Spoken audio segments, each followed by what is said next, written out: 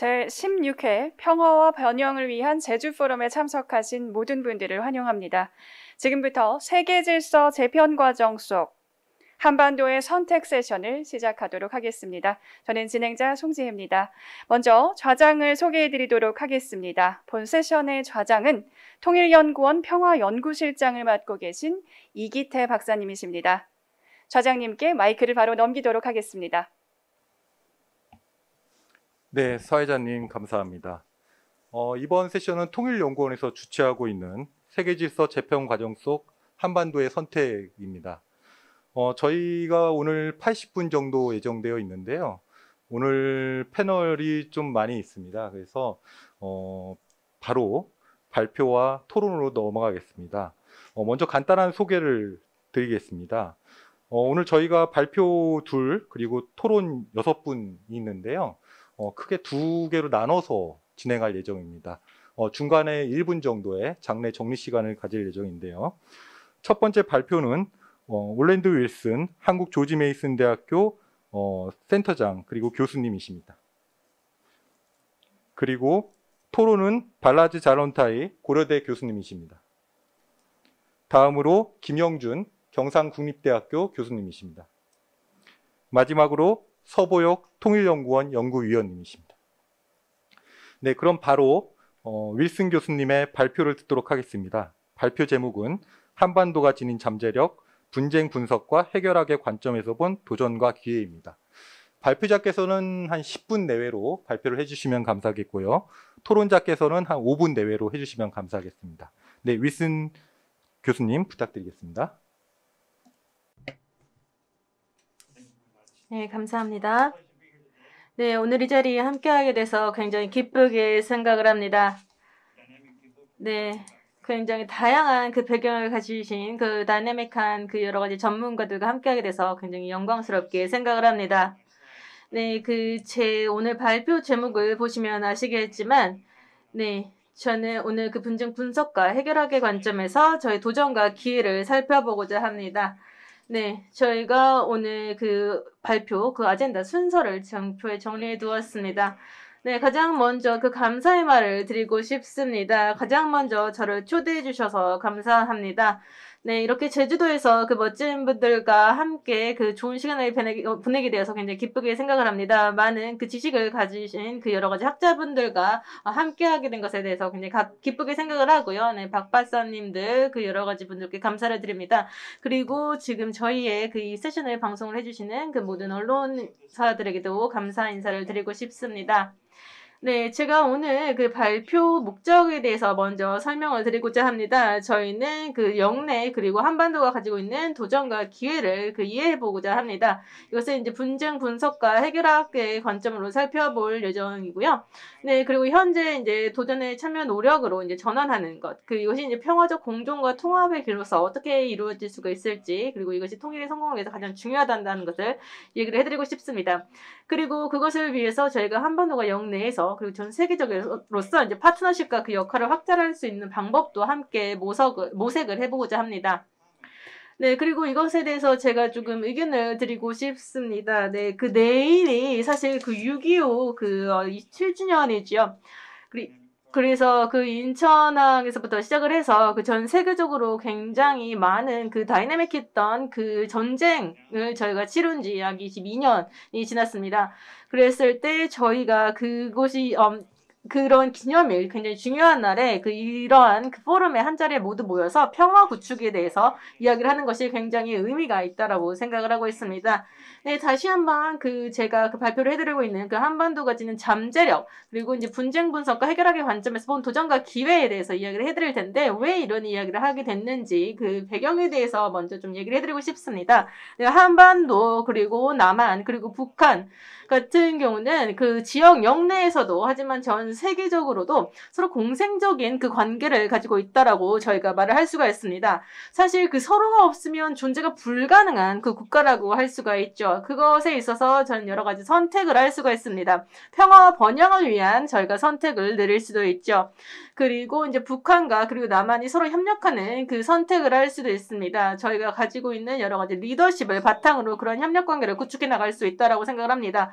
이것 외에 저희가 가지고 있는 챌린지, 도전에 대해서도 이야기를 해보고자 합니다. 그랬을 때 한반도가 가지고 있는 진인 잠재력은 무엇일까? 그것을 알아보고자 합니다. 네, 한반도, 특히 한국 같은 경우는 굉장히 빈곤국이었습니다. 네, 하지만 오늘날 우리를 한번 살펴보십시오. 저희가 이제 OECD에서 이제 수혜국에서 이제 저희가 이제 도움을 주는 지원국으로 그 입장이 바뀌었죠. 그래서 굉장히 큰 변화가 일어났고 큰 성공, 굉장히 잘한 그 성과를 제가 볼 수 있습니다. 하지만 저희 있을 때 저희가 그 당시에는 한국에는 그 기반 시설, 인프라스트럭처도 없었죠. 그리고 북한에 비해서 이제 공장도 없었고, 그 이후에 저는 심지어 일본 식민지 시대도 걸 거야 했던 그 불행한 국가였습니다.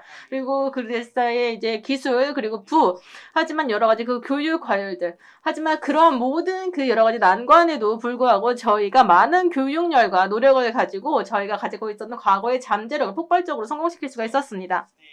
네, 그랬을 때 저희가 이제 거시적으로 살펴보면 알 수 있다시피 일반적으로 특히 동북아시아 관점에서 거시적인 수준으로 한번 살펴보도록 하겠습니다.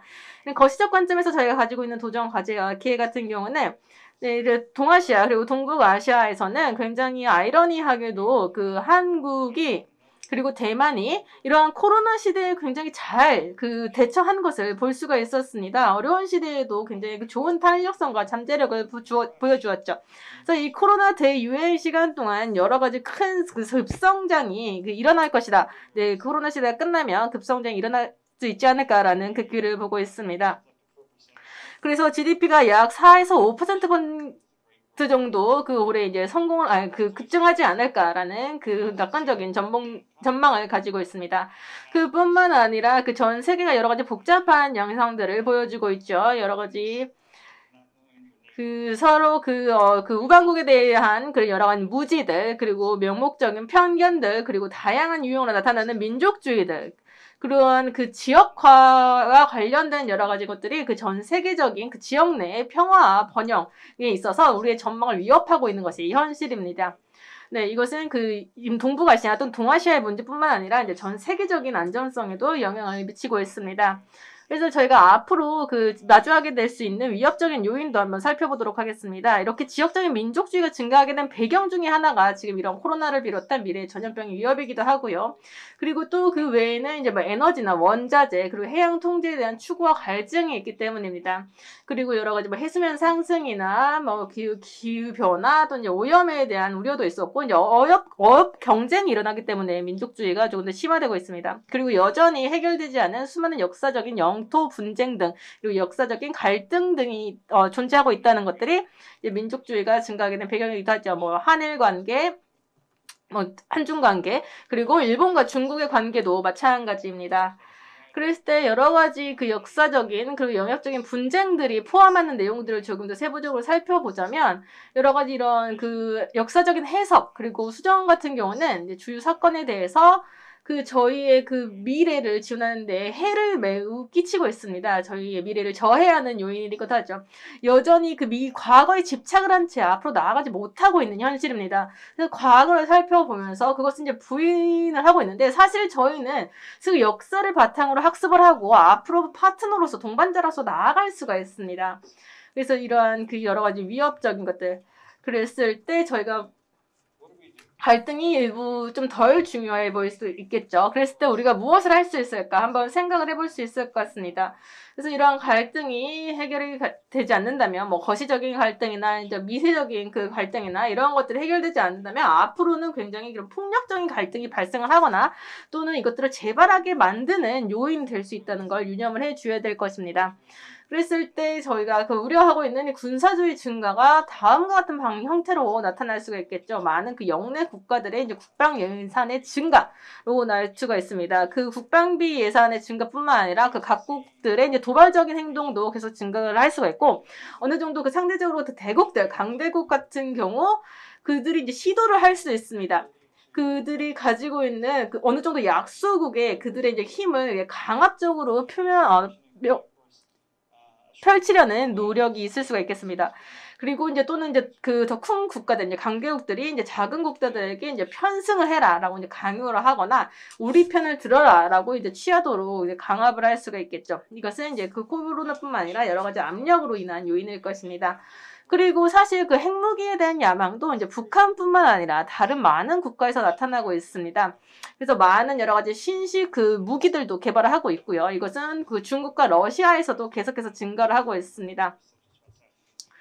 뭐 미얀마 같은 국가에서 사태에 있어서도 많은 외부 간섭이 일어나고 있죠.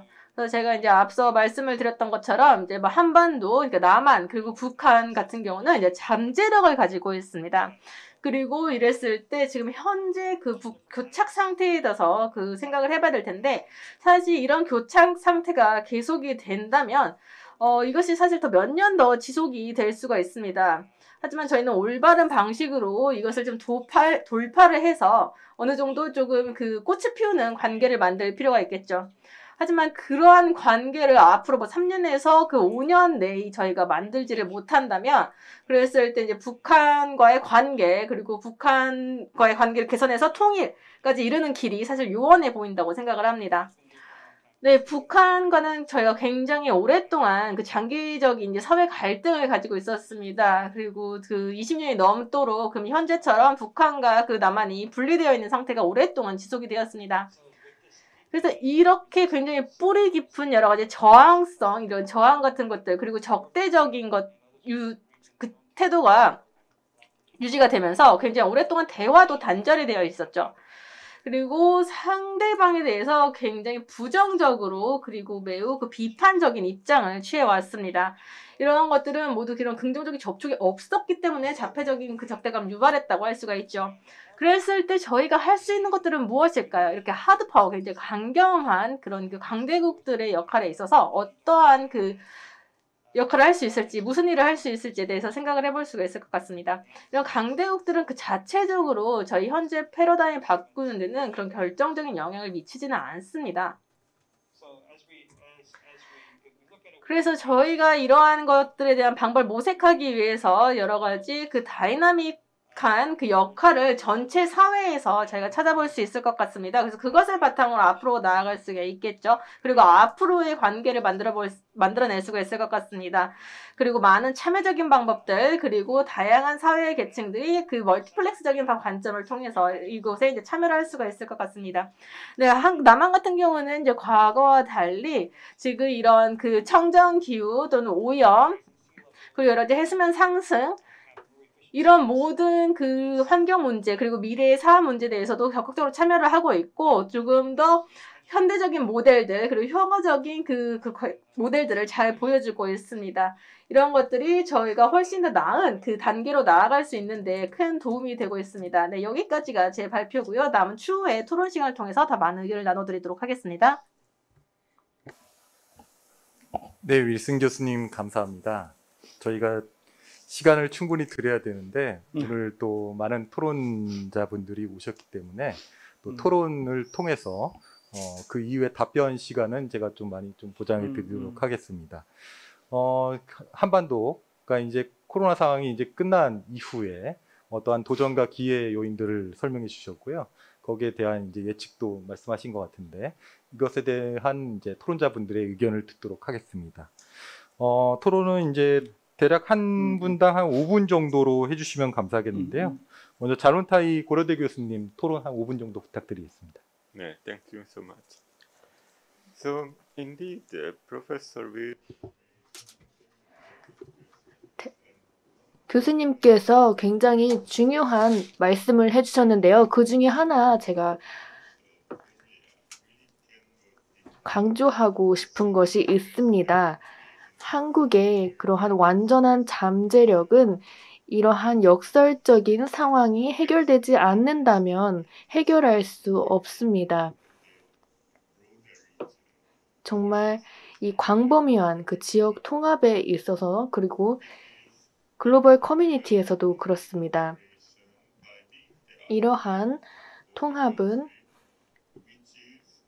한국의 한반도의 남은 부분에 대한 것이죠. 바로 북한에 대한 통합입니다. 왜냐하면 한국이 좀 더 동북아 통합에 있어서 더 큰 역할을 맡고자 한다면, 그리고 또 한국을 or with China. 러시아와 중국과의 이렇게 연결고리로서 그 한반도가 발판이 되고자 한다면 한국의 이 적극적이고 또 수동적인 협력이 필요합니다. 북한은 하지만 이 완전한 잠재력을 현실화하기에는 조금 부족한 것이 있습니다. 왜냐하면 이 핵 프로그램 문제가 지속된다면, 이러한 제로섬 문제가 지속된다면 한국도 굉장히 어려워질 것입니다. 그와 동시에 이 문제는 남한의 문제가 북한의 문제가 아닙니다. 한국과 또 일본 간의 그런 갈등 문제가 있고요. 또 중국과 대만 간의 갈등 문제가 있죠. 그렇기 때문에 한국의 문제는 더 큰 문제의 부분일 뿐이고요.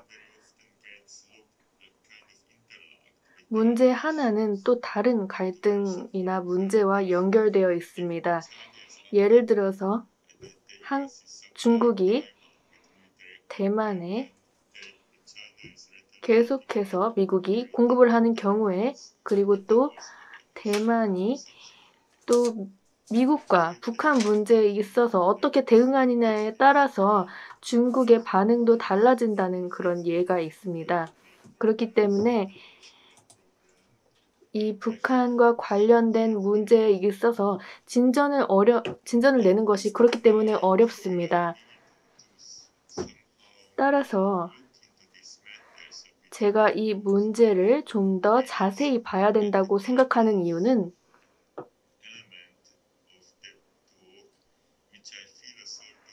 이러한 대화의 대화에 있어서 가장 중요한 것은 역사적인 문제를 해결해야 한다는 것이죠. 하지만 우리가 주목해야 할 것은 그 지역 간의 문제가 아닙니다. 미국도 엮여져 있습니다.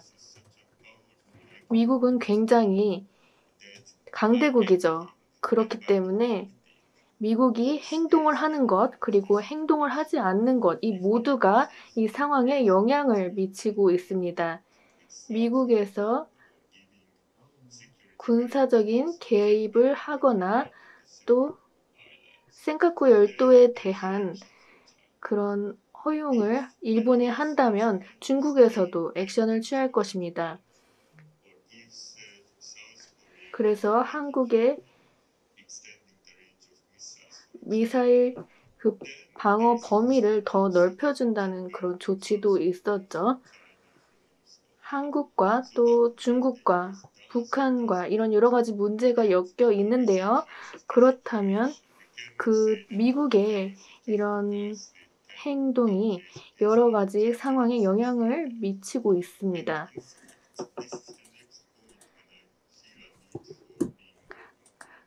그리고 여기에서 더 확실하게 해야 할 것은 지역 정부들이 서로와 협력을 해서 이 문제를 해결해야 하는 것입니다. 그러면 어떻게 그렇게 할 수 있을까요? 또 어떤 정부에서 어떤 식으로 어떤 정부와 협력을 해야 할까요? 이것은 굉장히 중요한 문제입니다. 왜냐하면 하나의 협력과 또 다른 협력은 굉장히 서로 연결되어 있기 때문이죠. 한국의 장기적인 외교와도 관계가 있습니다. 한국과 대만이 우선 서로의 의견 차이를 해결하고 화해를 해야 하고요. 어떨 때는 의견이 일치될 때가 있지만 그러지 않을 때도 있습니다. 미국 같은 경우에는 우방국끼리 그렇게 사이가 좋은 경우가 좋겠죠. 하지만 북한이나 중국 같은 경우에는 굉장히 부정적인 시나리오를 가지고 있습니다. 일본에서 한국의 안보 정책에 있어서 개입하는 것을 원하지 않은 것이죠. 그렇기 때문에 중국의 입장에서는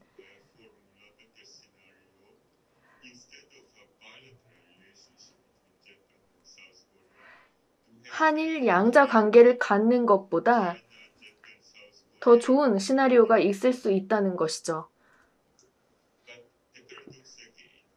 하지만 여기에 이 파라독스는 미국이 이 상황을 어떻게 받아들이냐에 따라 달라질 수 있습니다. 그리고 또 북한에서도 무시당하는 그런 느낌을 받으면 안 되는 것이죠. 많은 경우에는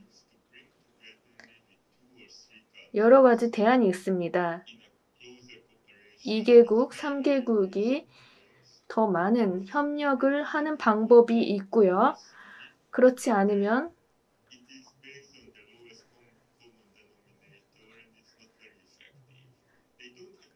그런 협력을 하지 않는 경우에는 그 협력이 잘 이루어지지 않는 경우도 있습니다. 그래서 제가 마지막으로 말씀드리고 싶은 것은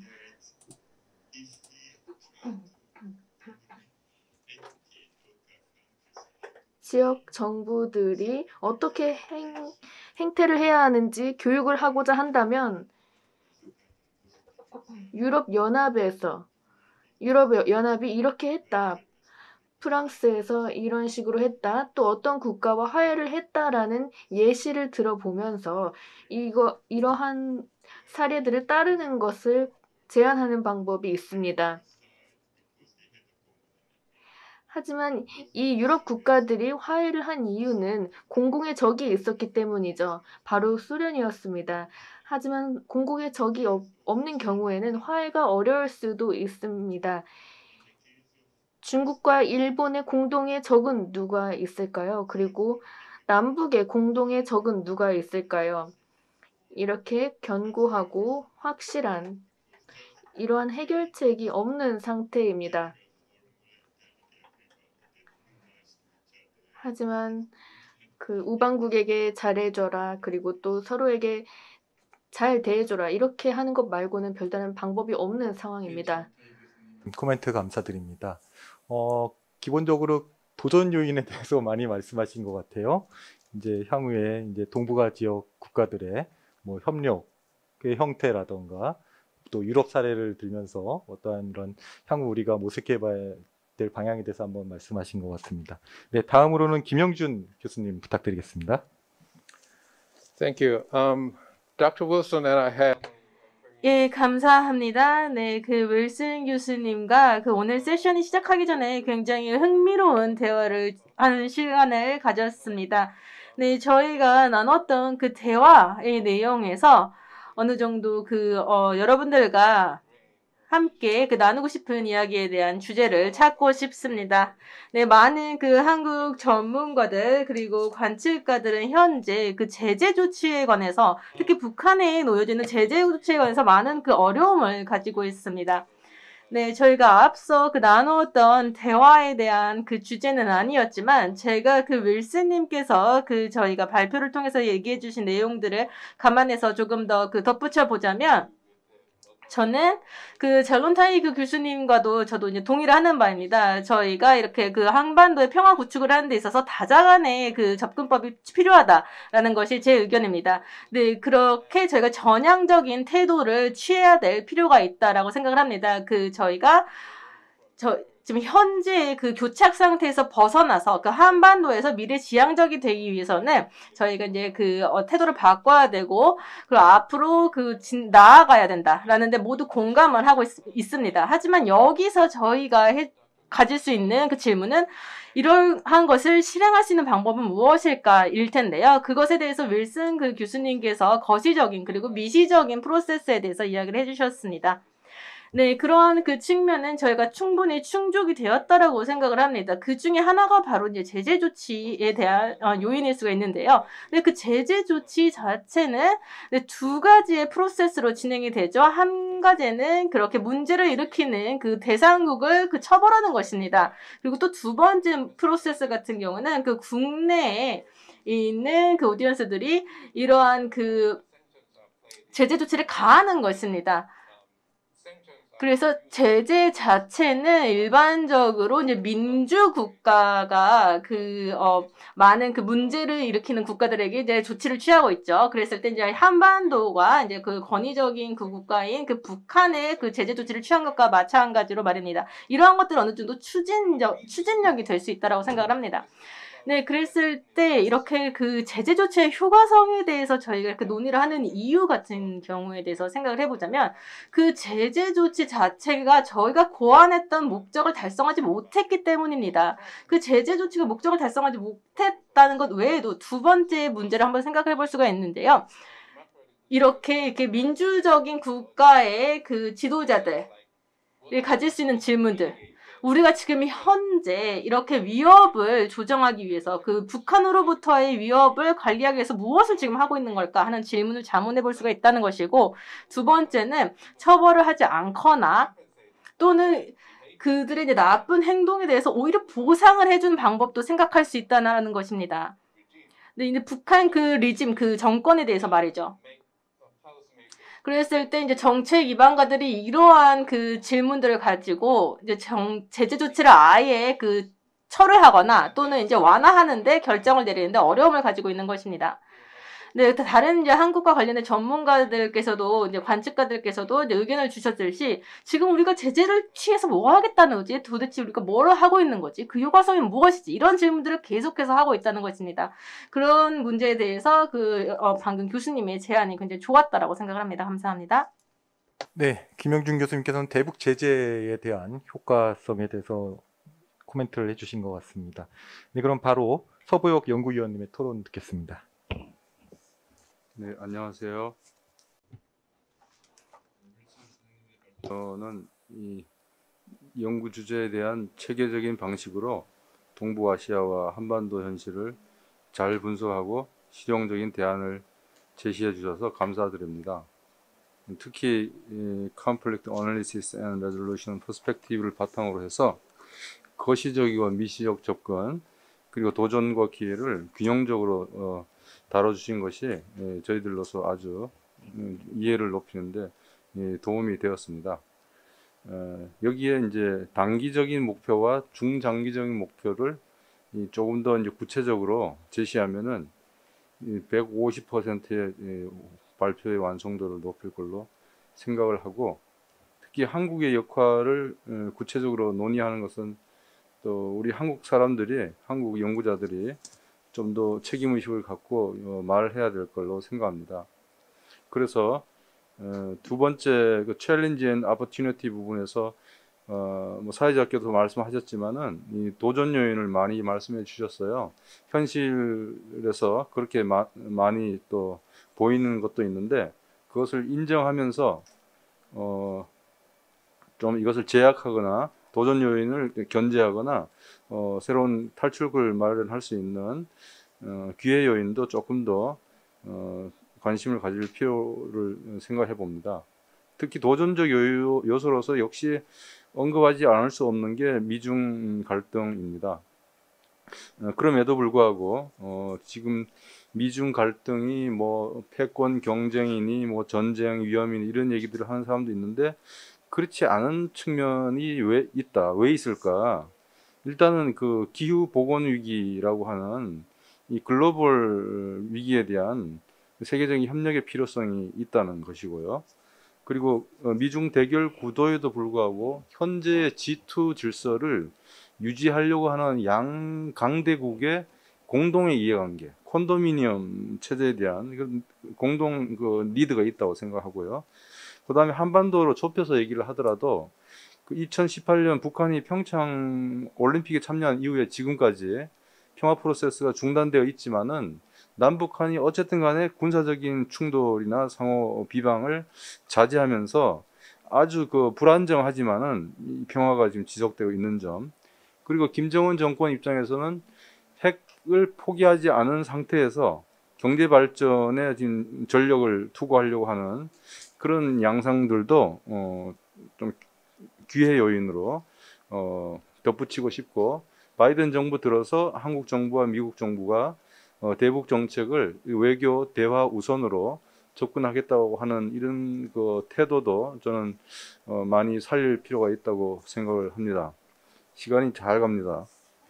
그 다음에 이제 그 갈등 전환 및 해결에 관련된 노력이 있어서 세계적 차원, 동북아 차원, 남북 관계 차원에서 얘기를 좀 보탤 수 있는데, 저는 동북아 차원에서 좀 역사 안보 문제에서 갈등 요소들이 많은데, 이것을 완화하기 위해서 정부가 입장이 다른 정부들끼리 다시 만나고 싸우고 안 만나고 이러지 말고 1.5 트랙이나 연구자들, 민간 논의를 통해서 좀 그런 역할들을 했으면 좋겠고, 그리고 기후 보건 위기와 관련해서도 MDG, 이게 밀레니엄 디벨롭먼트 골, 이런 것들을 동북아 영내 차원에서 협력하는 하나의 좋은 소재로 삼는 것도 우리가 연구할 만하다고 생각하고, 그것은 남북 관계도 마찬가지입니다.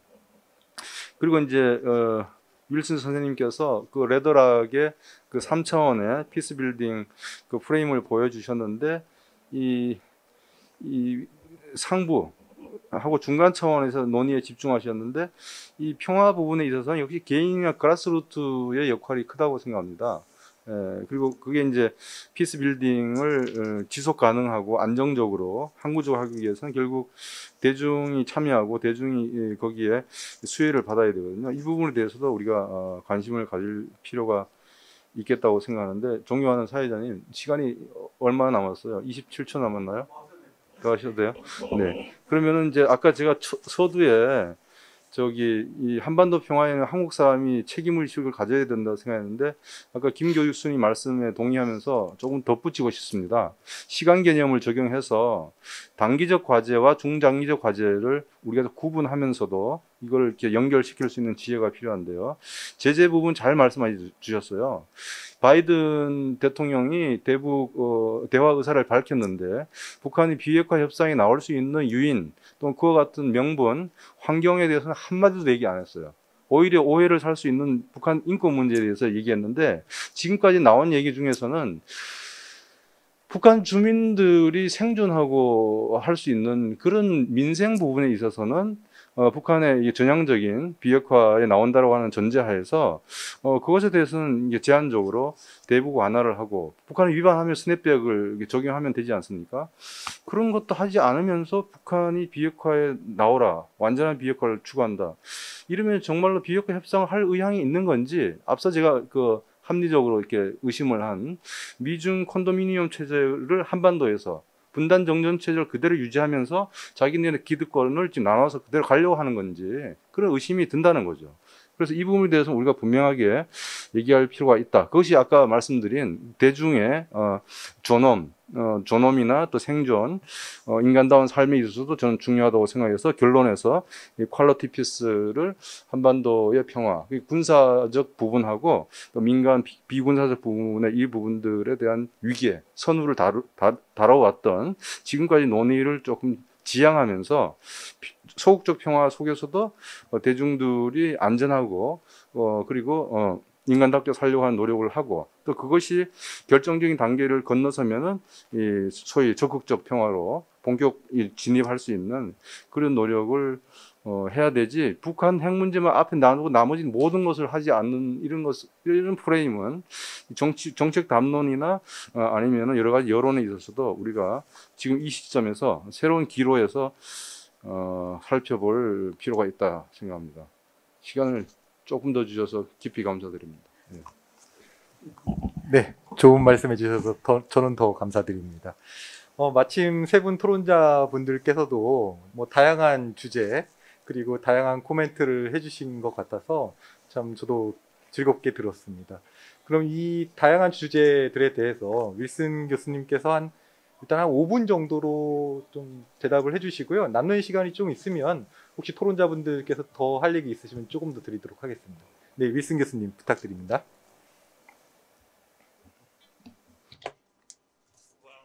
네. 네, 남은 5분간을 보내는 게 굉장히 어려울 것이라고 생각을 합니다. 왜냐하면 방금 만들어주신 그 의견이나 그 질문을 다 적을 종이가 없었네요. 네, 하지만 먼저 서 박사님에 대해서 의견에 대해서 말씀을 드리고 싶습니다. 네, 제 핵무기와 관련된 얘기를 하고 싶습니다. 이제 북한과 관련된 이제 핵무기에 대해서 조금 더 밀접한 의견을 나누고 싶은데, 저는 지금 현재 핵무기를 가지고 있는 불량 국가에 대해서 많은 국가들이 우려를 하고 있지요. 그리고 하지만 대부분 이제 유라시아 국가에서 많은 핵무기를 가지고 있습니다. 그리고 그런 핵무기를 개발하고 있는 것도 사실이기도 하고 있죠. 하지만 저희는 이제 핵무기만 너무 집중을 해서는 안 될 것입니다. 저는 이러한 담론이 어느 정도의 이러한 것들을 이제 질병을 치료하는 것처럼 이제 증상을 치료하는 것과 같은 접근법을 취해야 된다라고 항상 말을 하고 있습니다. 이제 핵무기만 볼 것이 아니다라고 이제 말하는 동일한 접근법이라고 할 수 있죠. 하지만 그러한 것들 외에도 저희가 가지고 있는 뿌리 깊은 원인이 있습니다. 이러한 분단과 이제 있는 뿌리 깊은 갈등들이 있죠. 하지만 저희가 이제 핵무기에 대해서 집중을 하는 이유는 이것이 훨씬 더 저희가 언급하기 쉬운 문제이기 때문일 것입니다. 저 같은 경우는 이제 장기적으로 생각을 했을 때, 장기적인 목적을 했을 때는 이것이 나중에 이제 핵무기가 될 수는 있겠지만, 하지만 지금 즉각적으로는 북한의 이제 참여적인 방법을 취해야 되겠죠. 그리고 조금 더 책임감 있는 국가로 발전을 시키는 데 도움을 줘야 되고, 조금 더 이제 재기능을 하는 사회가 될 수 있도록 저희가 지원을 해 줘야 될 것입니다. 그리고 다음으로 제재 조치에 대해서도 제가 좀 얘기를 해보고 싶은데요. 제재 조치 같은 경우는 사실 장기적으로 조치가 취해진 적이 없습니다. 그랬을 때 이제 저희가 남아프리카를 생각을 해볼 수가 있겠죠. 네, 북한의 이제 제재 조치가 취해진 것은 사실 한국 전쟁입니다. 네, 전체적인 제재 정권이라고 할 수가 있죠. 그랬을 때 이제 북한은 그런 제재 조치를 잘 피해가는 어느 정도의 리질리언스, 회복성을 보여왔습니다. 그랬을 때 어느 정도의 기근도 겪었고 정권의 교체도 있었지만 나라 자체가 붕괴한 적은 없었습니다. 그것은 즉 제재 조치가 효과가 없었다는 것이죠. 여전히 미사일을 발사를 했습니다. 그것에 있어서 저희가 좌절을 했고요. 그래서 저희는 다시 한번 제재 조치를 다른 관점으로 바라봐야 될 것입니다. 네, 이렇게 제재를 저희가 지금까지 말하는 것처럼 이제 철회하는 것이 아니라 이 북한이 책임감 있는 국가가 될 수 있도록 인권에 대해서도 그리고 민생의 삶의 조건에 대해서도 조금 더 책임감이 있는 국가가 될 수 있도록 그러한 북한 주민의 관점으로 제재 조치를 살펴봐야 될 것입니다. 그래서 북한의 국민들이 인권 문제를 조금 해결하는 데 도움이 될 수 있도록 저희가 제재 조치를 이제 철회할 수도 있겠죠. 그랬을 때 이러한 것들을 단계적으로 저희가 이제 취해 나가야 될 것입니다. 하지만 이것은 사실 제재 조치가 있는 한 이러한 것들을 실행해 나가기는 쉽지가 않습니다. 이러한 협상을 하는 관계를 만들기도 쉽지 않고요. 그리고 이제 북한뿐만 아니라 전 세계에 있는 많은 국가들과도 많은 관계를 만들어 나가서 올바른 방향으로 나아갈 수 있도록 노력을 기울여야 될 것입니다.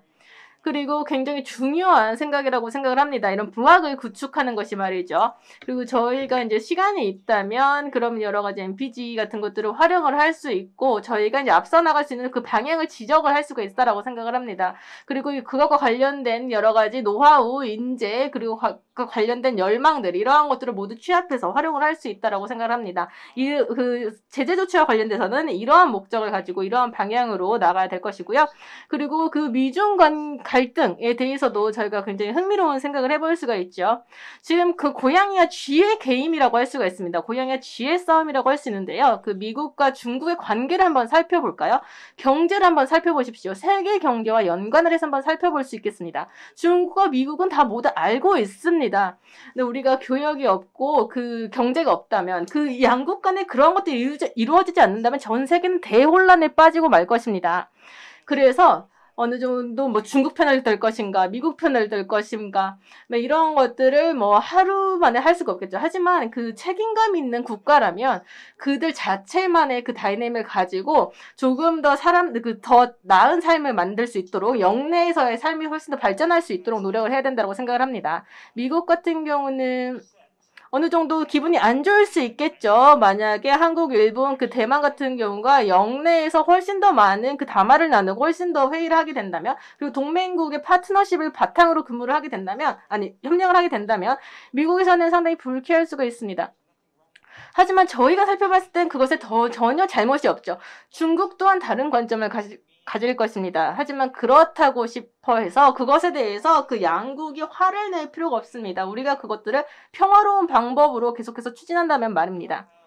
저희는 모두 각각의 국가는 그 내부 그 갈등들, 문제들도 가지고 있다는 점이 있는데 이것도 저희가 굉장히 중요하게 생각을 해야 됩니다. 네, 그 교수님께서 저희가 이 여러 가지 논의들을 했는데 굉장히 중요한 점을 지적을 해주셨습니다. 저희가 이런 그 안보 그리고 영유권 그 각각의 그 국가들의 주권에 대해서 이야기를 할 때도 이런 문제들 북한을 포함해서 이제 각각 국가의 주권에 대해서도 이야기를 했죠.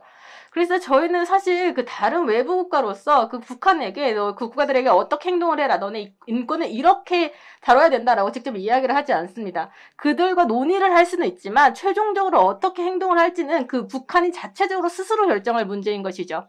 그래서 저희와 이렇게 대화를 한다는 것만으로도 변화를 이끌어낼 수 없다는 것도 저희가 생각을 해야 될 것입니다. 마지막으로 저는 교육에 대해서도 조금 얘기를 하고 싶습니다. 저희가 시간이 없어서 논의를 더 하지는 못하겠지만 저희는 그 국가 간의 관계를 살펴봤을 때 특히 민주주의 국가와 비민주주의 국가의 관계를 살펴봤을 때 이것은 굉장히 힘듭니다. 저희는 다자적인 관점을 통해서 진행을 해야 되겠죠. 이것과 관련해서 사람들을 교육시키고 전문가들을 교육시키고 영내의 사람들을 교육시켜야 될 것입니다. 사람들이 더 많이 교육을 받게 된다면 저희가 훨씬 더 나은 삶을 영위할 수 있다고 생각을 하고 이것이 저희가 나아가야 할 미래의 방향이라고 생각을 합니다.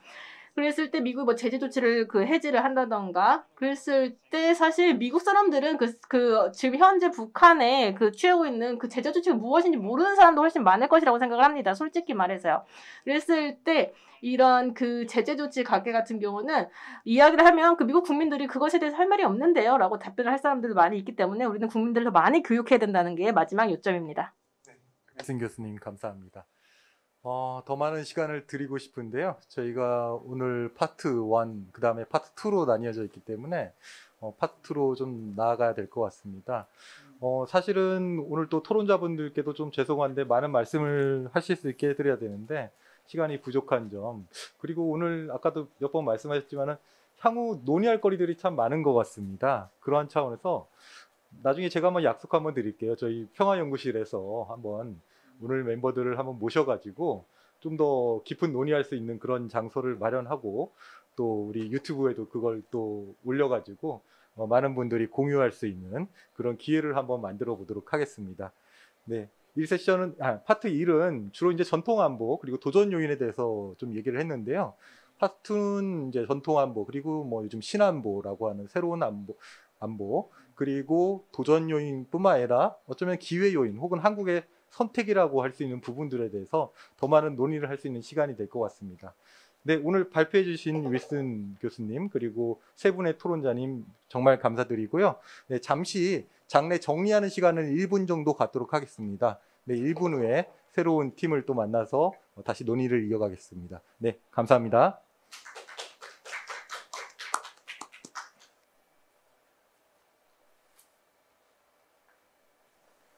네, 그럼 두 번째 파트 시작하겠습니다.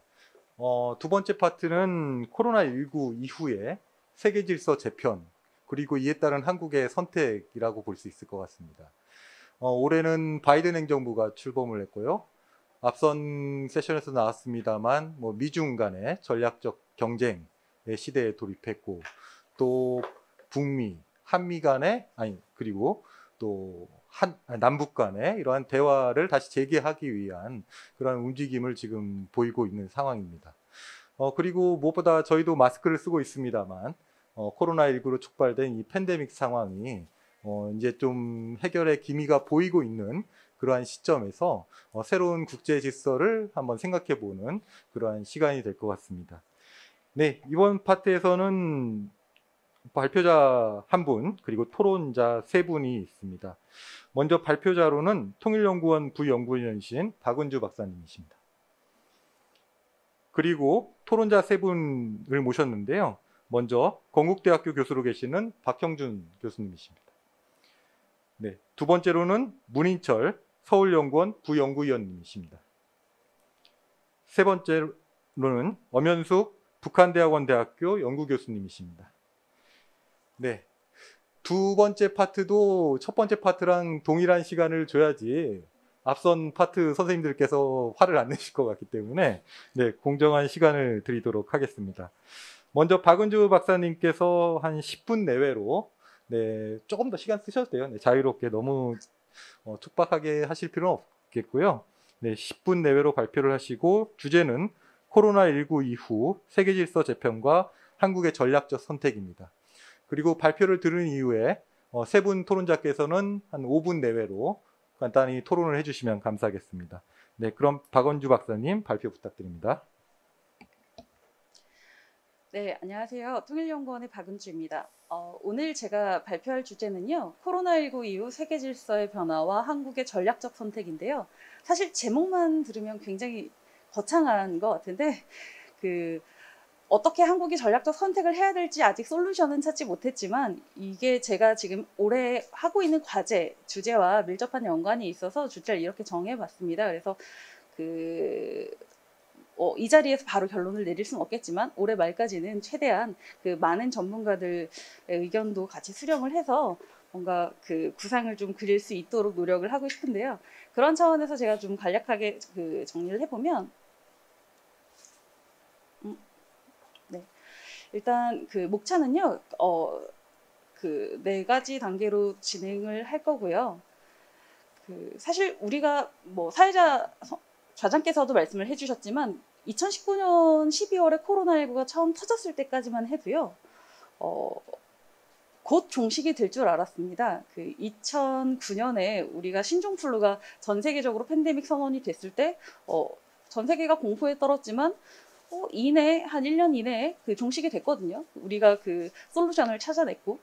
그래서 처음에 코로나19가 확산이 되기 시작했던 그 당시에도 아마 지금 이 순간 정도 됐으면 1년 반여가 지난 이 시점 정도 됐으면 우리가 마스크를 벗고 여러분들하고 직접 만나서 학술회의도 하고 이렇게 소통도 할 수 있을 거라고 생각을 했지만 아직까지도 우리가 마스크를 쓰고 이렇게 학술회의를 비대면으로 해야 될 수밖에 없는 그런 상황이 연출되어 있는 게 굉장히 아쉽습니다. 그런데 지금 우리가 이렇게 마스크를 쓰고 뭔가 비대면으로 행사를 해야 될 만큼 코로나19가 각 국가별로 위기 의식을 심어주는 그런 중대한 문제라는 거에 우리가 주목을 할 필요가 있겠습니다. 코로나19가 우리 생활을 불편하게 하지만 그렇게까지 세계 질서의 변화까지 이끌 만큼 부정적인 이슈인가라는 부분에 대해서 의구심을 가지시는 분들도 계실 텐데요. 사실 코로나19로 인해서 우리가 셧다운을 하고 그다음에 확산을 방지하기 위한 여러 가지 조치를 취하고 이렇게 마스크를 쓰고 하는 그 과정에서 경기 하강이 발생을 하고 그리고 인력의 이동이 이제 중단되면서 수요가 위축되고 공급망에 혼란이 일어났습니다. 그리고 지금 우리 매일매일 교체해서 쓰는 이런 마스크들이 환경오염을 유발하고 있거든요. 코로나 초기만 해도 공장이 셧다운을 하고 그렇기 때문에 대기질이 좋아졌다라는 이야기를 듣고 그다음에 환경오염이 오히려 개선되고 있다는 이야기를 했지만 코로나19가 장기화되면 될수록 배달 음식을 시켜먹는 플라스틱 용기, 비닐, 그리고 우리가 사용을 하고 있는 마스크들 이런 것들이 환경을 오히려 병들게 하고 있습니다. 그래서 코로나19가 초창기에 주었던 여러 가지 뭔가 의외의 유익한 점이라고 판단이 됐던 것들이 지금은 모두 다 지구를 공격하는 그러한 이슈로 변화됐다는 것도 우리가 주목해야 될 점인 것 같습니다. 그래서 코로나19라는 게 점점 장기화되면 될수록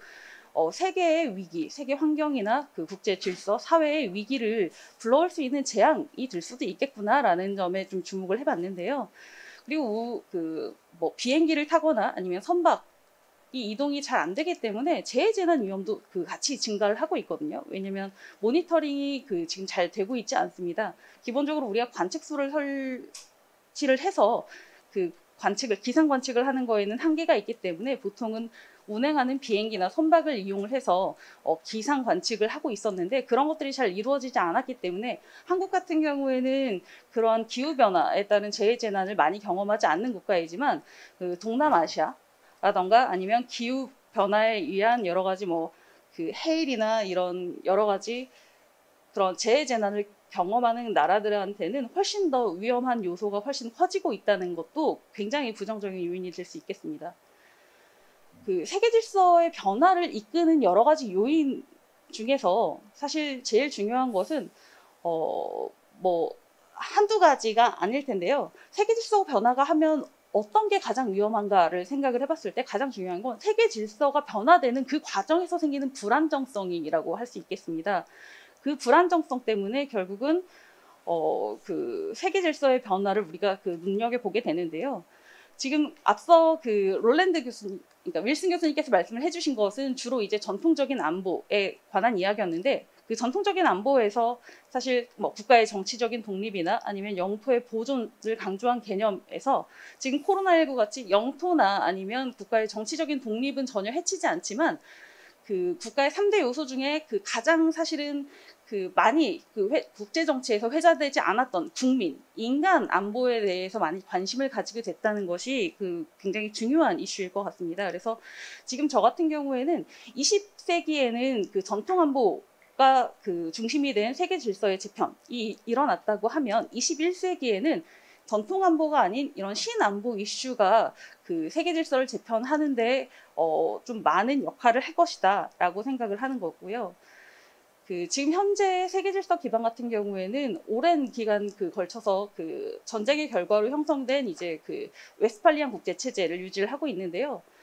결국은 이 웨스트팔리안 체제와 서로 다른 지역의 그러니까 세계관을 가지고 있는 다른 지역끼리의 어떤 충돌이 얼마만큼 크게 일어날 수 있는 것인가가 세계 질서에 현존하는 현재의 세계 질서 기반을 흔들 수 있는 요소가 될 것이라고 생각을 합니다. 그리고 세계 질서의 구조적인 도전 요인이 되는 중국의 부상도 2008년 세계 금융위기 이후에 급격하게 중국이 부상을 하고 나서 현재까지는 G2 국가까지 이렇게 회자가 될 정도로 했지만 이것을 지금 미중 경제이라는 틀 속에서 갈등이나 이런 미국에 대한 중국의 도전 이런 것들이 지금 직접 충돌하는 모습을 많이 보여주기 때문에 현재의 세계 질서 기반이 흔들릴 수밖에 없는 상황이라고 생각을 하는 거고요.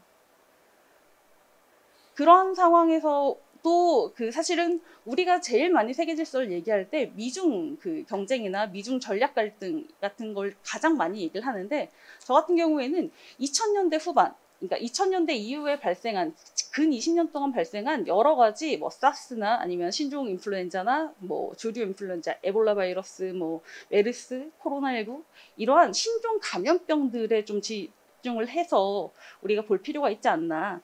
이미 빌 게이츠 같은 경우 2017년에 이제 보건안보가 굉장히 중요한 이슈가 될 거라고 얘기를 했고 지난 20년 동안 보건안보, 감염병이 전 세계적으로 경제적 손실을 불러일으킨 게 864조 원 가량이 되거든요. 우리가 생각한 것보다 훨씬 더 많은 수치라는 것들이 이제 그냥 단순히 질병이나 아니면 뭔가 인간을 좀 힘들게 하고 병들게 하는 문제에서 국가의 존립 위기까지를 불러일으킬 수 있는 게 새로운 이슈가 된다라는 것에 우리가 좀 집중을 해야 된다. 그래서 코로나19 이후에 국제 질서가 어떻게 달라질 것인가를 좀 곰곰이 생각을 해봤습니다. 그런데 결국은 완전히 달라질 것이다. 그리고 기존의 추세가 그냥 가속화될 것이다라는 이 두 가지 시점에서 어떤 경로로 가게 될지는 아직 저도 정확히 판단을 하지 못하겠지만 그럼에도 불구하고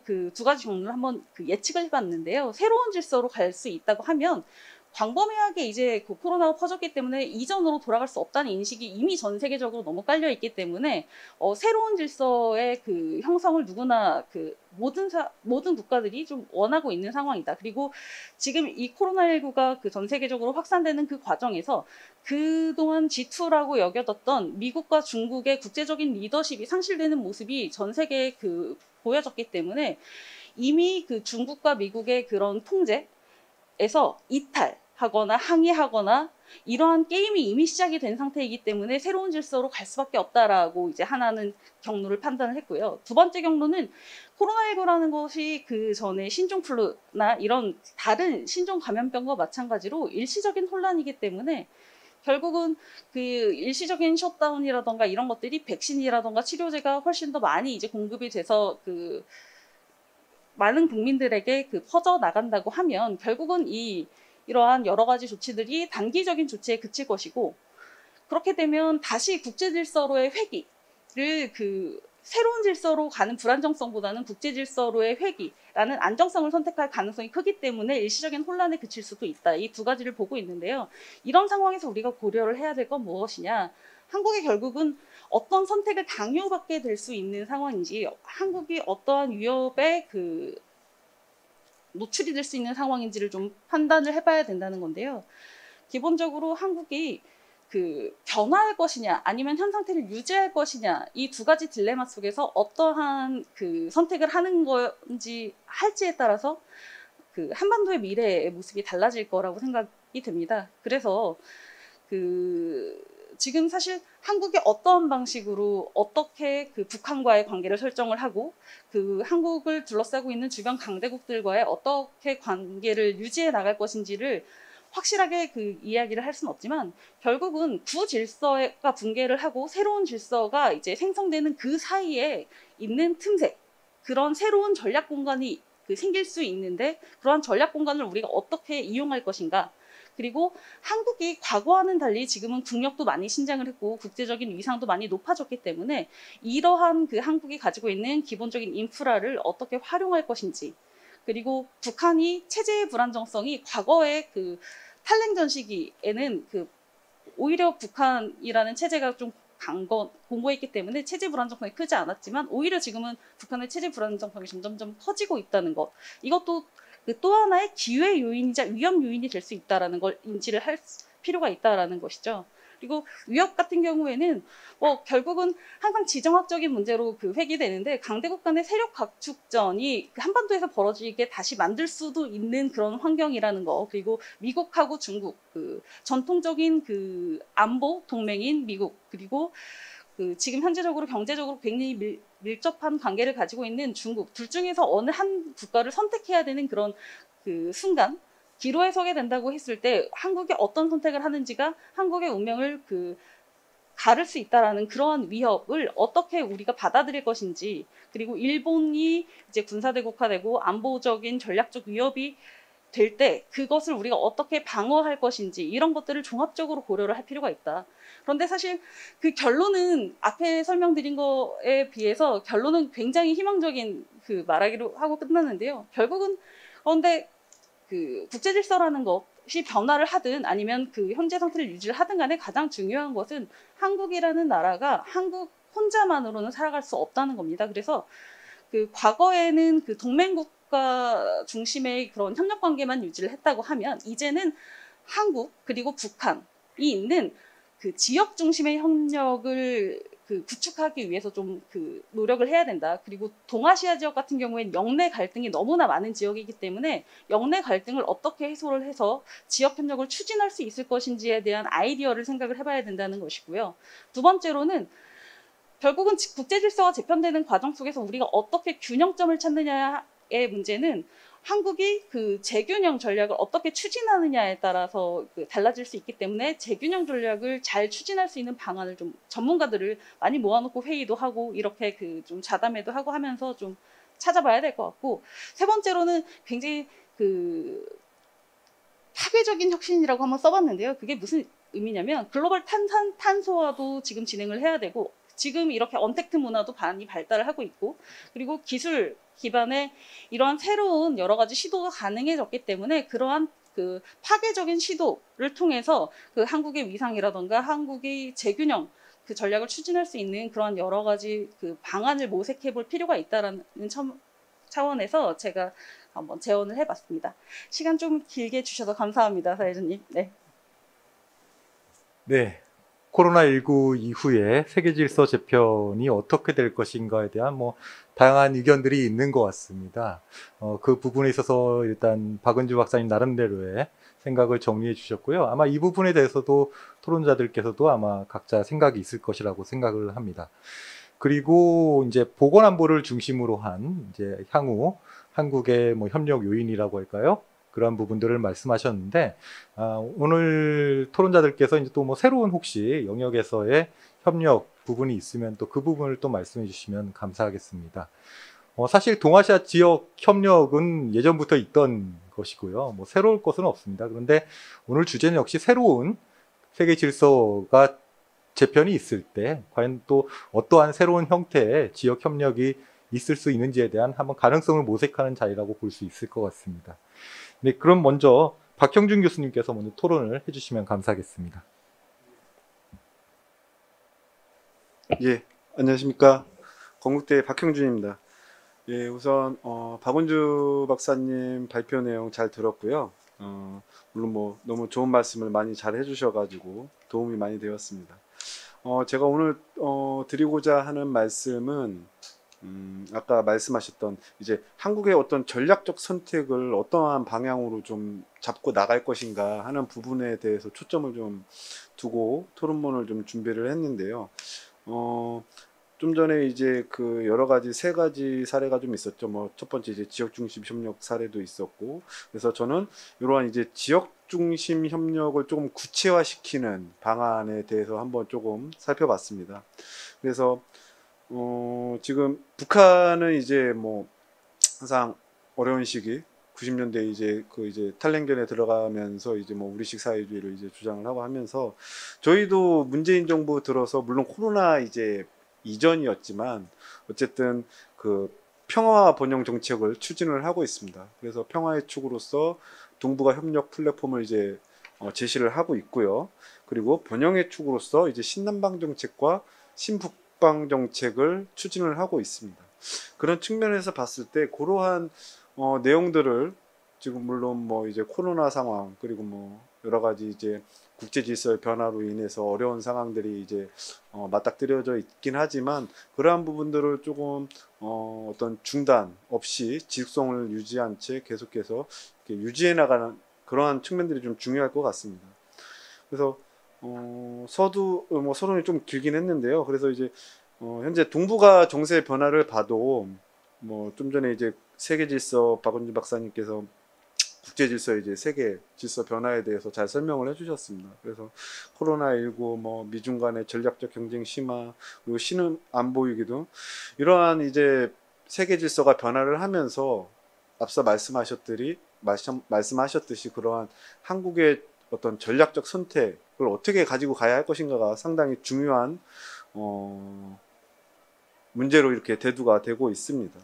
더군다나 여기에 이제 덧붙여서 이제 올 초에 있었던 북한의 이제 8차 노동당 대회에서 북한의 경우 이제 강대강 선대선 그러한 노선을 주장을 했습니다. 그리고 또 북미 관계가 진전이 되고 있지 않은 그러한 상황에서 남북 관계 또한 상당히 어려운 국면으로 이렇게 흘러가고 있는 것이 사실입니다. 그렇다면 이러한 어떤 그 동북아 혼돈의 시대 도래와 함께 이제 중대한 변화의 길로 이렇게 들어서게 만들었습니다.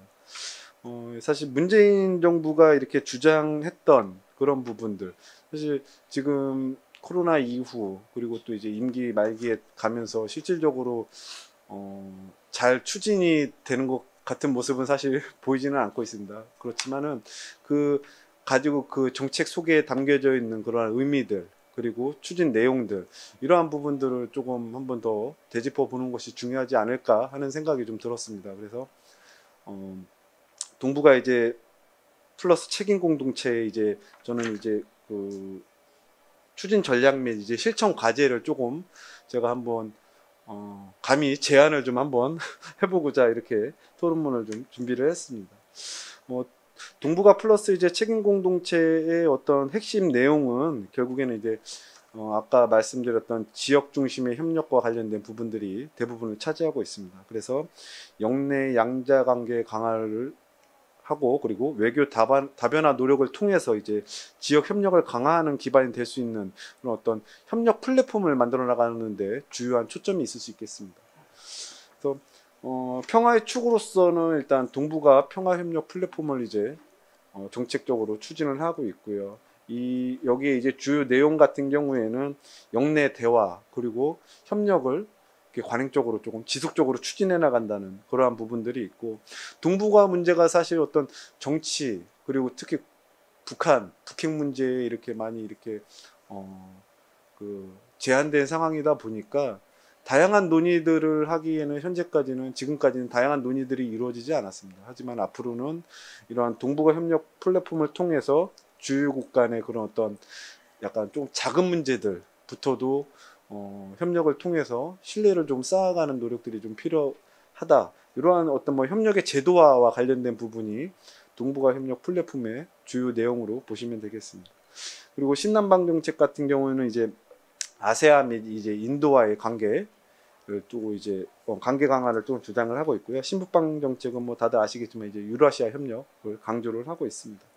그래서 신북방 정책의 어떤 추진 전략 및 실천 과제를 먼저 말씀드리면, 첫 번째 주변국가 지속 가능한 협력 및 신뢰관계 구축입니다. 이거는 어디 발표나 아니면 어느 토론에서 항상 지속적으로 이제 계속돼서 나오는 문제입니다. 하지만 사실 이 신북방 정책이라고 해서 사실 우리의 어떤 주요 협력의 대상이 중국 또는 러시아에 이렇게 조금 많이 무게추가 실려 있는 것이 사실입니다. 그러한 것들에서 좀 벗어나서 다양한 이제 유라시아 국가들과도 협력의 기회를 마련하는 것이 좀 필요할 것 같고요. 그리고 대북 제재 상황을 고려해서 단계적 북방 경제 협력 추진 계획을 수립할 필요가 있다는 부분입니다. 그러니까 투트랙으로 접근을 해야 된다는 거죠. 그러니까 북한이 비핵화가 진전이 되지 않을 경우, 근데 제가 한 가지 조금 문제 제기는 문제 제기인데, 대부분의 어떤 연구 논문들이나 그런 것들을 좀 살펴봤을 때 어떤 희망적인 그리고 개선 방안에만 이렇게 초점을 맞춰서 대부분 마무리를 하고 있습니다. 하지만 지금 이제 코로나19 이후에 이런 어떤 혼돈의 시대 그리고 불안정성이 증대하고 있는 상황에서는 어떤 부정적인 요인들, 그런 부분들에 조금 초점을 맞춰서 그런 부분에 대한 대안들이 조금 시급히 마련되어야 할 필요성이 있을 것 같습니다. 그리고 세 번째로는 이제 공공외교 및 민간외교의 그런 동시 병행 추진이 있을 수 있겠고요. 신남방 정책 같은 경우에는 제가 한 4가지 정도로 좀 정리를 했는데요. 첫 번째는 이제 신남방 정책 같은 경우는 정책의 일관성을 좀 유지해야 할 필요성이 있다. 과거에 이제 신남방 정책 같은 경우에는 기업들 위주로 이렇게 많이 정책이 추진됐었는데, 그런 부분들도 정권이 저희가 바뀌면 계속해서 이제 중단되는 그러한 상황들이 발생을 하고 있습니다. 그리고 또 아주 일반적인 얘기지만 그런 다층적인 협의체를 좀 마련할 필요가 있고요. 그러니까 이 다층적인 협의체라고 하는 게 어떤 의미냐면, 아세안 국가별로 그들이 가지고 있는 어떤 안보 위협이라고 할까요? 남중국해와 관련된 국가들이 있으면 그 국가들끼리만 이제 소다자체를 이렇게 만드는 거고요. 작은 그룹에, 그리고 또 비전통이나 인간 안보 협력 대상 국들이 있다면 그거와 맞는 이제 주제와 관련된 나라들만 모아서 또 이렇게 작은 규모의 협의체를 만드는 거, 그리고 또 새로 부상하는 신화 안보와 관련된 그러한 관련국들이 있다면 또한 그런 것들과 관련된 나라들끼리 이렇게 작은 협력체를 만드는 것이 좀 중요할 것 같습니다. 그리고 한국만의 또 차별화된 협력 모델의 개발 및 실천이 좀 필요할 것 같습니다. 이제 동남아시아 같은 경우에는 대규모 이제 차관이나 ODA 자금을 가지고선 중국이나 일본이 이전까지 많이 이제 진출을 해왔었는데, 우리만의 어떤 차별화된 협력 모델이 신남방 정책의 핵심이 사람 그리고 상생 번영 평화거든요. 이런 부분들을 중심으로 조금 살펴나가면 접근하면 좋을 것 같고요. 그리고 마지막으로 제가 이제 가장 조금 중점을 두어서 강조하고 싶은 부분인데, 최근에 이제 아세안 그 중심성이라는 것들이 동남아시아 국가들 사이에서 많이 활발하게 나타나고 있다고 합니다. 그래서 그들 스스로의 어떤 가치지향과 존립의 주안점을 둔 그러한 동아시아의 모든 지역 협력 체제를 구축하는 것에 의미가 있기 때문에 그런 어떤 그 아세안 내부의 그런 이해와 현안 문제를 먼저 조금 저희가 주의 깊게 살펴보는 것이 어떤 신남방 정책을 적극적으로 추진할 수 있는데 중요한 그러한 요인이 될 수 있지 않을까 하는 그러한 생각을 해보았습니다. 예, 이상으로 마치겠습니다. 감사합니다. 네, 박형준 교수님 감사합니다. 바로 넘어가겠습니다. 문인철 박사님 토론 부탁드립니다.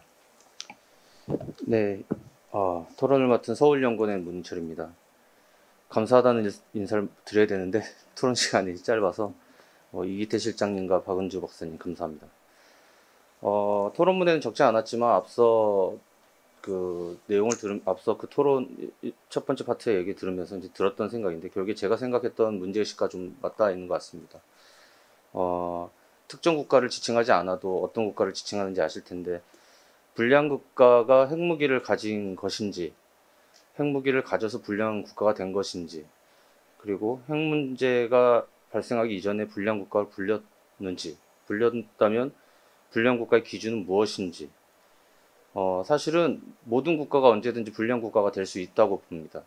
왜냐하면 이 세계 질서는 결국에는 강대국 중심의 질서고 지금 우리가 얘기하고 있는 이 세계 질서는 결국엔 미국과 선진국의 미국과 미국을 중심으로 한 강대국의 질서이기 때문입니다.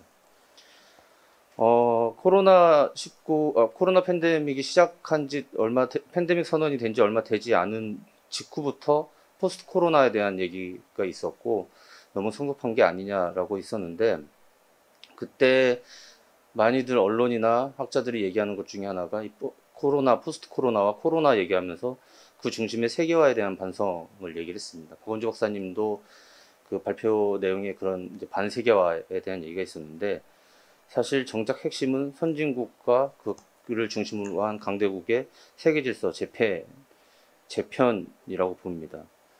알고 있다시피 그동안 사실 세계화에 대한 비판이 많이 존재했습니다. 그래서 세계 질서 변화에 대한 목소리가 일찍부터 있어 왔는데 이 코로나가 오히려 그 세계 질서에 대한 그 변화를 강대국의 논리로 다시 강화시키는 모습을 보이고 있는 것 같습니다. 그래서 코로나에 대한 어떤 진단 중 하나인 이 세계화에 대한 비판, 세계화에 대한 반성이 사실은 어떤 식의 반성인지 내용이 없고 구체적이지 않고 있고 제가 보기에는 미국이나 선진국이 주도하는 세계화가 점차 약해지고 있는 것에 대한 반성인 것인지 아니면 흔히들 세계화에 대한 반성이라고 하는 민주적 절차를 무시한다거나 개도국에 대한 착취 그리고 빈민가 노동자에 대한 소외 등을 반성하는 것인지 불분명한 것 같습니다. 사실 지금 코로나에 대한 선진국들의 대처를 보면은 선진국의 이익을 더 우선시하고 있고 오히려 이 코로나로 인해서 과거에 이제 개도국과 빈국의 빈민층과 노동자에 대한 이 황폐화 이런 문제뿐만이 아니라 선진국에서의 빈민층과 노동자의 황폐화와 취약성 문제도 되게 높아지고 있는데 이런 것에는 큰 관심을 두고 있지 않습니다. 그래서 전에 말씀드렸던 것처럼 포스트 코로나 시대에 대한 논의는 사실상 미국이 주도하는 세계화 질서를 더 강화하려는 모습이고 저는 이제 그렇게 전개가 될 것이라고 보고 있습니다. 근데 그러한 과정에서 이 미국이 보기에는 굉장히 불편한 진실이 중국이 부상하고 있습니다. 다 아시다시피 미국은 코로나를 계기로 미국 중심의 글로벌 공급망을 재편하려고 하고 있고 반중 정서를 확산하고 있고 미국을 중심으로 동맹국가 우방국을 결집하고 있습니다. 그런데 이 가운데에서 대내적으로 아시아인 혐오를 방기하고 있고 이를 활용해서 그동안 세계화의 비판 중에 하나였던 어떤 사회 양극화 문제에 관심을 돌리고 있습니다. 그러면서 세계적으로는 선진국과 개도국, 소위 말하는 남반구와 북반구 간의 갈등이란 남북 간 갈등을 다시 일으키고 조장하는 것이라고 보이고 이 갈등을 활용해서 미국이 혹은 미국과 같은 이 강대국이 패권 유지를 위한 이 세계 질서를 계속할 것이라고 보입니다. 내용은 좀 썼는데요. 제 토론 시간이 짧아서 이 정도로 하고 덧붙일 수 있으면 더 하겠습니다. 이상입니다. 네, 문희철 박사님 감사합니다. 제가 사실 사회를 볼 때 시간 잘 지키기로 유명한데요. 오늘은 어쩔 수 없이 넘겨야 될 것 같습니다. 사실 이 회의를 하면서 가장 고생하시는 분들이 통역 선생님들이신데 통역 선생님들 괜찮으시죠? 네, 네 괜찮다고 하신 것 같습니다. 네. 그러면 마지막 토론자이신 엄현숙 교수님께서도 한 5분 내외로 해주시면 감사하겠습니다. 네, 안녕하세요. 토론을 맡은 북한대학원대학교 연구교수 엄현숙이라고 합니다. 우선 크고 성대한 행사에 초대되어 토론할 수 있는 이런 기회가 차려짐에 굉장히 감사하고 있습니다. 저희가 맡은 그 토론 내용이 우선 결론부터 먼저 말씀드리면 결국은 북한이 위기 반응적 행위에서 비롯된 어떤 폐쇄성이 답이 될 수 있다라고 저는 생각을 합니다. 그래서 북한이 그토록 올해 8차 당대에서 어떤 기능주의적 접근을 거부했음에도 불구하고 그런 기능주의적 접근이라고 할 수 있는 인도적 지원이나 보건 협력이나 그리고 아울러 식량 지원 같이 이런 부분들이 오히려 진행될 수 있을 그런 가능성이 있다라고 저는 보고 있습니다. 그래서 본 발표의 네 번째 딜레마 상황에 좀 더 주목을 하고 또 하나 북한의 어떤 대내적 상황에 초점을 좀 더 두어서 토론을 하고자 합니다. 말씀드린 바와 같이 8차 당대에서 이른바 기능주의적 접근법이 근본적인 문제 해설이 아니다라고 북한은 좀 거부를 했는데요. 그래서 결국은 북한이 대내적으로 문을 걸어 잠그고 외부와의 어떤 접촉을 중단하였고 또 그로 인해서 한반도의 평화 프로세스가 교착국면을 벗어나지 못한 현실인데 어쩌면 북한이 북미 정상회담 결렬이 주요 원인이 될 수도 있지만 코로나19라는 그런 전대미문의 감염병이 발목 잡고 있는 것도 실은 사실입니다. 따라서 북한의 입장에서 남북관계를 통해서 어떠한 것을 이끌어낸다는 데는 굉장히 한계가 있다라고 그들 스스로도 보아온 것이 아니냐라고 비판할 수도 있습니다. 문제는 아까 발표에서도 나왔지만 어떤 전통 안보가 아닌 신안보 질서, 그로 인해서 새로운 질서에서 우리가 어떤 것을 할 수 있냐라는 근본적인 문제 제기인데 북한의 입장에서 조금만 좀 더 들여다본다면 결국 북한에는 대대적으로 지금까지 미국 주도의 어떤 글로벌 시장에 대한 어떤 반감이 존재하고 미국이 깔아둔 어떤 금융이나 무역이나 안보의 플랫폼에서 가장 불이익을 받는 국가라는 어떤 근본적인 문제의식이 깔려있기 때문에 어떤 새로운 질서가 과연 그들한테 체감할 수 있을까라는 그런 생각을 하게 된다라고 볼 수가 있습니다. 즉 북한은 여전히 과거적인 어떤 전통적인 어떤 안보의 관점에서 여전히 어떤 이상과 현실의 괴리를 계속 좁히려고 하고 있고 또 내부적 현실에 직면하는 순간에 그것은 좀 더 크게 확장이 되고 또 타들어가는 어떤 경제 상황을 그걸 개척해야 되는 어떤 뾰족한 대안이 없는데 거기에서 한국 정부가 계속 뭔가를 같이 하자고 하면 그들의 어떤 안정성에 해가 되는 것이 되지 않을까라는 생각을 하게 됩니다. 이는 아까 윌슨 교수님께서도 언급하셨는데 내일이 6월 25일이고 과거에 지난해 6.25 70주년 기념사에서 문재인 대통령께서 우리의 어떤 경제적 우월성을 이야기하시면서 그래서 우리가 이웃으로 함께 하자라고 말씀하셨는데 이걸 북한적인 사고에서 바라보면 결국은 북한의 또 다른 위협적인 언어로 들릴 수도 있지 않을까라는 생각을 하게 된다는 것입니다. 그럼에도 불구하고 북한이 여러 가지 지금 현재의 뉴스를 통해서 보여주는 바와 같이 주민을 더 사상적으로 단련시키고 인간의 계절을 운운하는 등의 어떤 여러 가지 모습을 보여준다는 것은 결국에는 국가가 그렇게 단속하고자 하지만 실상은 제대로 굴러가지 않는다는 것이고 또 그들이 언급한 것처럼 여러 가지 식량 문제 등등의 여타적인 현상으로 출발해서 결국 위기사회에서 국제사회에 손을 내밀 수밖에 없는 그런 위치에 놓여 있는 것이 아니냐. 즉 그들이 폐쇄적인 어떤 그런 폐쇄성이 지금의 문제를 해결하는 또 하나의 단추가 될 수 있다라고 저는 보고 있습니다. 그래서 우리가 기존부터 추구하던 그런 지원이라든가 등등의 여타적인 그 가능성은 여전히 남아있다라고 저는 보고 있습니다. 이상입니다. 네, 엄현숙 교수님 시간 잘 지켜주셔서 감사드립니다. 그럼 바로 박은주 박사님께서 여러 가지 코멘트에 대해서 답변하는 시간을 한 5분 정도로 해주시면 감사하겠습니다. 네, 이렇게 그 제약된 시간 속에서 답변할 수 있는 기회 주셔서 너무 감사드립니다. 사실 제가 이 세션을 구성을 하면서 좌장께 제일 죄송합니다. 왜냐면 제가 욕심이 많아서 많은 분들 모셔서 이야기를 듣고자 사실 80분밖에 안 되는 세션에 이렇게 많은 전문가분들을 모시는 바람에 사회를 보시는 저희 이기태 실장님께서 너무나 고생을 하셨는데요. 그럼에도 불구하고 이렇게 너무 다 말씀할 수 있는 충분한 시간 주셔서 너무 감사드리고요. 세 분 토론자분들 역시 모시기를 너무 잘했다라는 생각이 들었습니다. 각각이 서로 다른 코멘트를 해주셨는데 그것을 하나로 모으면 정말 우리가 좀 새로운 한반도, 제가 요즘에 하고 있는 과제가 세계 질서의 재편과 신한반도 체제인데 사실 신한반도 체제 어떻게 구상을 해야 될지 되게 보이지 않고 어려운 부분이었거든요. 그런데 그 부분을 좀 오늘 윤곽을 잡은 것 같습니다. 제가 발표를 하면서 사실 말씀을 드렸던 건 이제는 더 이상은 전통 안보의 시점이 별로 중요하지 않다. 신안보가 훨씬 더 중요하다라고 말씀을 드렸었는데 엄현숙 교수님께서 제가 놓치고 있던 부분을 바로 지적을 해주셨습니다. 토론에서. 북한 같은 경우에는 신안보 위기를 겪으면서도 가장 중요한 것이 전통 안보의 위기일 것이다. 정치적인 안정성을 유지하는 것, 그리고 영토를 온전히 보존하는 것이 사실은 북한으로서는 가장 큰 중요한 과제이기 때문에 신안보의 위기도 중요하지만 그 신안보의 위기보다는 전통안보의 위기를 훨씬 더 중대한 문제로 받아들일 수 있을 것이다 라는 말씀을 해주셔서 그 부분을 놓치고 있었던 상황에서는 사실 여러 가지 대화하자, 협력하자, 우리가 뭔가 같이 하면 여러 가지를 할 수 있다가 북한에게 위협이 될 거라는 생각을 사실 저도 북한 전문가지만 그런 생각을 하지는 못했었거든요. 그런데 그러한 반성을 통해서 북한하고 정말 우리가 평화와 번영의 길로 같이 나가고자 하는 그런 새로운 체제를 모색하려고 한다고 하면 북한이 우리의 제안을 그리고 우리가 생각하는 그 구상을 어떻게 받아들일까도 생각을 좀 구체적으로 해봐야겠다라는 생각이 들어서 너무 감사드리고요.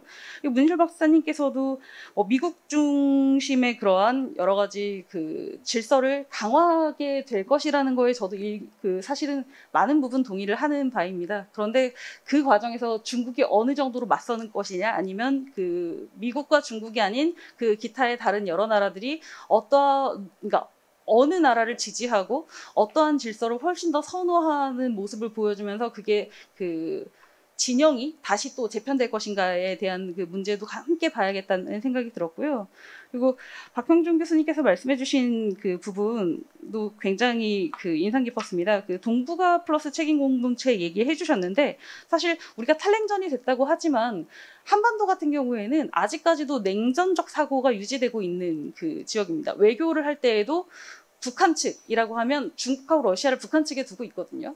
그리고 한국 측이라고 하면 일본하고 미국을 우리 사이드에 두고 있습니다. 이거는 바로 냉전적 그런 분단의 질서를 그대로 우리가 아직까지도 외교나 아니면 여러 가지 사고하는 과정에서 그거를 그대로 투영시키고 있는 것을 저희가 볼 수 있는데 사실 신남방, 신북방 그러한 이제 그러니까 한반도를 둘러싸고 있는 주변 사강을 벗어나서 한반도를 좀 더 지역적으로 넓게 펼쳤을 때 지역 속에 있는 여러 나라들과 소통하고 하는 것이 훨씬 더 중요할 수 있겠다라는 생각이 들었던 게 지금 한국이 그동안 했던 전통적인 외교 방식을 벗어나서 국가의 발전 단계나 아니면 이슈별 협력 의제를 훨씬 더 발굴하기 쉬울 수 있을 것이라고 생각이 되기 때문에 그렇게 되면 외교 환경이 새롭게 펼쳐질 수 있는 외교 환경이 한국 입장에서는 좀 더 수동적 객체가 아니라 좀 능동적인 주체로 전환할 수 있는 새로운 기회가 되지 않을까라는 생각이 들어서 세 분 토론자분들께서 해주신 말씀 감사히 잘 반영을 해서 연구 잘 발전시키도록 하겠습니다. 너무 감사합니다. 네, 감사합니다. 제가 시간 관계상 얘기를 안 하려고 했는데 마지막 마무리 코멘트는 좀 하겠습니다. 사실 저희가 두 개의 파트로 나눠서 오늘 세계질서 코로나 재편 과정 그리고 코로나19 이후에 우리 한반도 그리고 동아시아 지역 차원에서의 협력 요인에 대해서 얘기를 해봤습니다. 물론 위험 요인도 있고요, 도전 요인 그리고 기회 요인들이 있는 것 같습니다. 이렇게 들으면서 생각이 들었는데요. 역시 현실적인 측면에서 각 국가들 그리고 각 행위자들이 어떠한 이익을 추구하고 있는지를 서로 이해하는 것이 중요하겠다. 그리고 그 이익을 알기 위해서 서로 교류하고 이런 기회를 찾는 것이 좋을 것 같다는 생각이 들었고요. 또 갈등 부분에 있어서는 역시 우선적으로 관리라고 하는 측면에서 잘 이제 대화를 통해서 관리해 나가는 것이 필요하겠다라는 생각이 들었습니다. 마지막으로 사실 저는 세계질서 재편 과정 속 한반도의 선택이었는데 당장 궁금했던 것은 지금 오늘 우리가 이 유튜브나 아니면 현장 참석이라고 하는 이 하이브리드 회의를 진행하고 있는데 과연 내년에도 이게 제주 포럼에서 이런 형태가 이루어질 것인가? 이 부분도 어떻게 보면 새로운 질서 속에서의 새로운 회의 형태를 지금 진행하고 있고 이것이 유지될 것인지 아니면 또 변화할 것인지 이런 것도 참 궁금한 것이 제 개인적인 생각이었습니다. 네, 오늘 마지막까지 참석해 주신 각 패널 선생님들 그리고 지금 유튜브에서 시청하고 계시는 시청자분들 그리고 오늘 시간을 넘겨서까지 통역을 해주신 통역 선생님들 그리고 오늘 촬영이나 이런 관리하는 데 있어서 도움을 주신 스태프 여러분들 모두 감사드리고요. 네, 이 코로나19 상황에서 모두 건강하시고 또 오늘 제주에서 이 평화로움을 한번 느끼시는 그러한 밤이 되셨으면 좋겠습니다. 네, 감사합니다. 이번 세션은 이것으로 마치겠습니다. 네, 자장님께서 말씀해 주신 것과 같이 자장님 그리고 발표자 토론자분들 그리고 통역사분들 그리고 함께해 주신 모든 분들께 다시 한번 진심으로 감사의 인사를 전하면서 본 세션 마무리하도록 하겠습니다. 감사합니다.